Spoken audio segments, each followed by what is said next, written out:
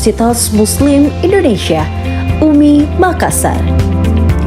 UMI PTS pertama di luar Pulau Jawa, meraih akreditasi unggul dengan nilai A dari Badan Akreditasi Nasional Perguruan Tinggi dan masuk dalam kategori 100 besar perguruan tinggi Islam terbaik di dunia, versi Unirank dan satu-satunya di luar Pulau Jawa. Selamat datang di Fakultas Pertanian Universitas Muslim Indonesia.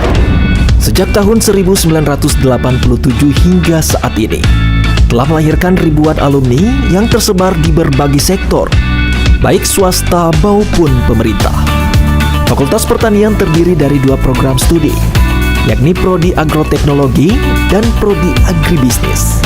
Kedua program studi ini telah terakreditasi A BAN PT sejak tahun 2017 dengan berbagai fasilitas perkuliahan dan laboratorium yang dimiliki, membuat Fakultas Pertanian UMI menjadi salah satu pilihan yang tepat bagi Anda untuk melanjutkan pendidikan di tingkat perguruan tinggi.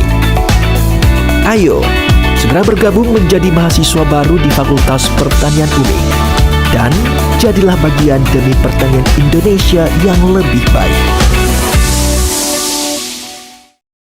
Assalamualaikum warahmatullahi wabarakatuh.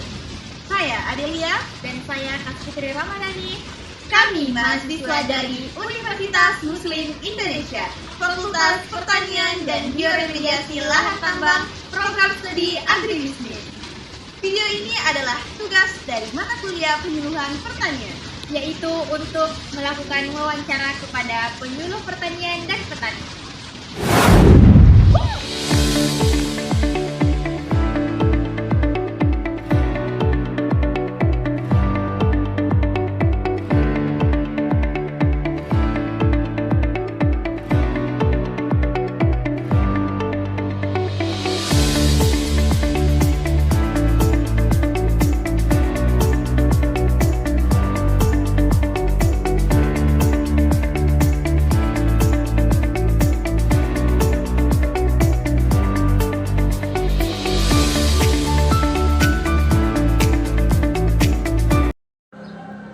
Adapun kesimpulan terhadap wawancara kepada petani yaitu dimulai dari biodata.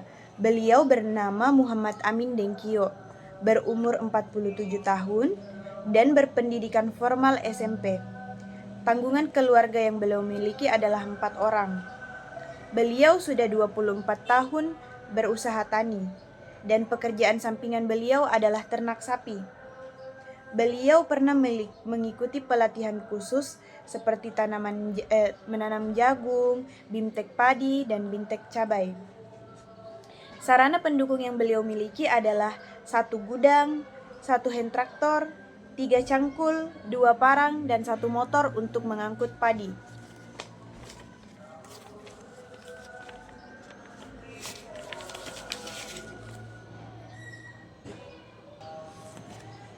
Berdasarkan hasil wawancara, dapat disimpulkan bahwa pendapatan petani dalam satu musim tidak relatif menentu dan cenderung rendah, dengan rata-rata pendapatan kotor sekitar 1 juta per musim.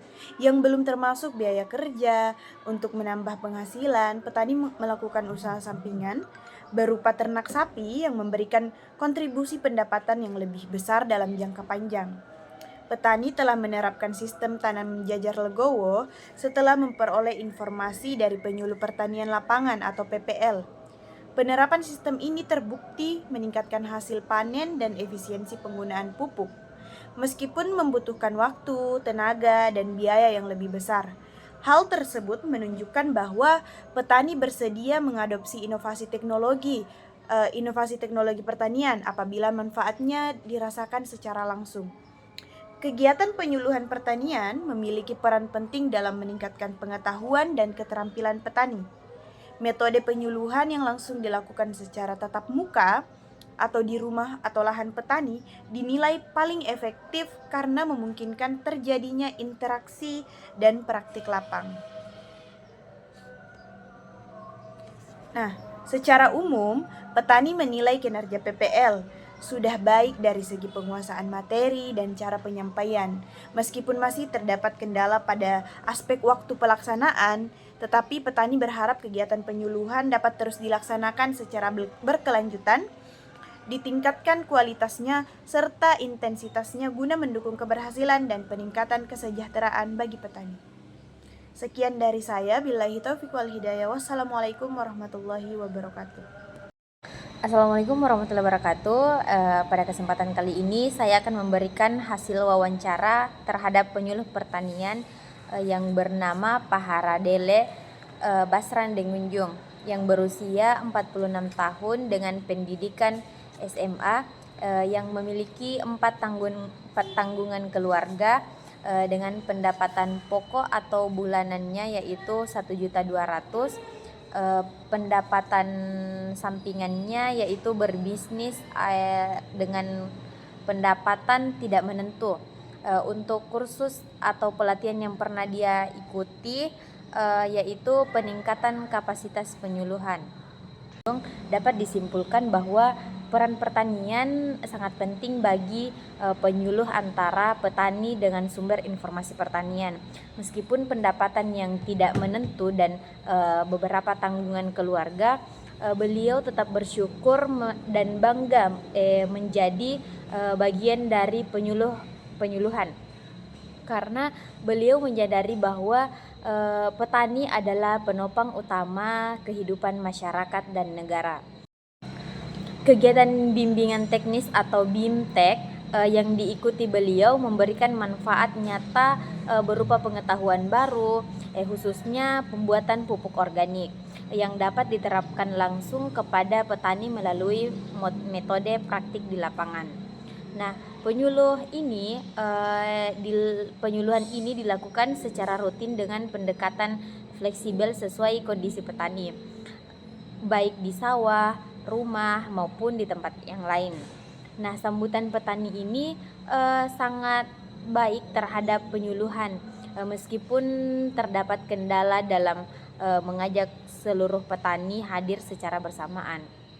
Secara keseluruhan, petani penyuluh ini masih sangat dibutuhkan di masa depan sebagai sarana pemberian arahan, pendampingan, serta jembatan komunikasi bagi petani yang dipandang sebagai pahlawan tanpa tanda jasa dalam menjaga ketahanan pangan.